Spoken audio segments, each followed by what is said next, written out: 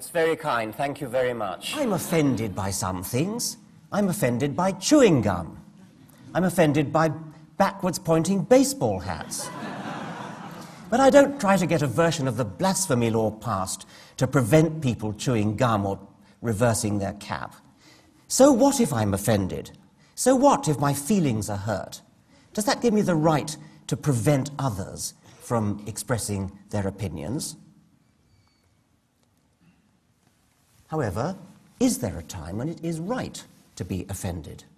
I think so, yes. We should be offended when children are denied a proper education.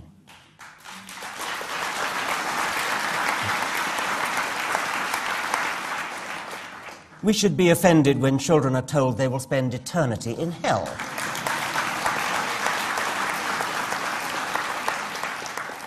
We should be offended when medical science, for example, stem cell research, is compromised by...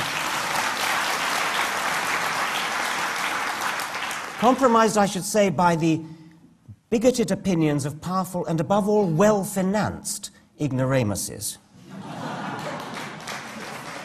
We should be offended when voodoo of all kinds is given equal weight to science. We should be offended by hymen reconstruction surgery.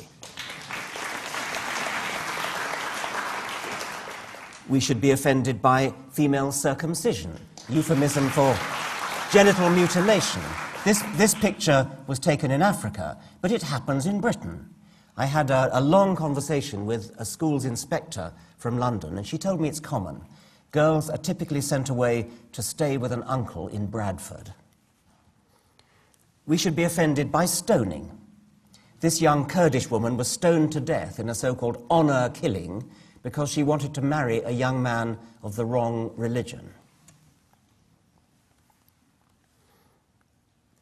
I mentioned the novelist Kingsley Amis a moment ago. His son Martin Amis is an equally distinguished novelist. And he made a very important point. Secularism contains no warrant for action. One can afford to be crude about this. When Islamists crash passenger planes into buildings or hack off the heads of hostages, they shout, "God is great."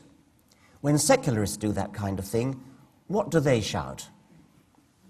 A critic of Martin Amis's book remarked on this. That question is meant to be rhetorical, but there's a simple answer. They shout, secularists shout, "Heil Hitler." What a truly outrageous thing to say. Whether or not Hitler was a Roman Catholic, the evidence is contradictory, he often said he was, nobody could deny that Hitler's soldiers were as Christian as everybody else was in Europe at the time, and that means that most of them were, mostly either Roman Catholic or Lutheran. But even if Hitler was an atheist, so what? Hitler was also a vegetarian. Does that suggest that vegetarians have a special tendency to be murderous, bigoted racists? The point is that there is a logical pathway leading from religion to the committing of atrocities. It's perfectly logical. If you believe that your religion is the right one, you believe that your God is the only God, and you believe that your God has ordered you, through a priest or through a holy book, to kill somebody, to blow somebody up, to fly a plane into a skyscraper, then you are doing a righteous act. You're a good person. You're following your religious morality. There is no such logical pathway leading from atheism or secularism to any such atrocious act. It just doesn't follow.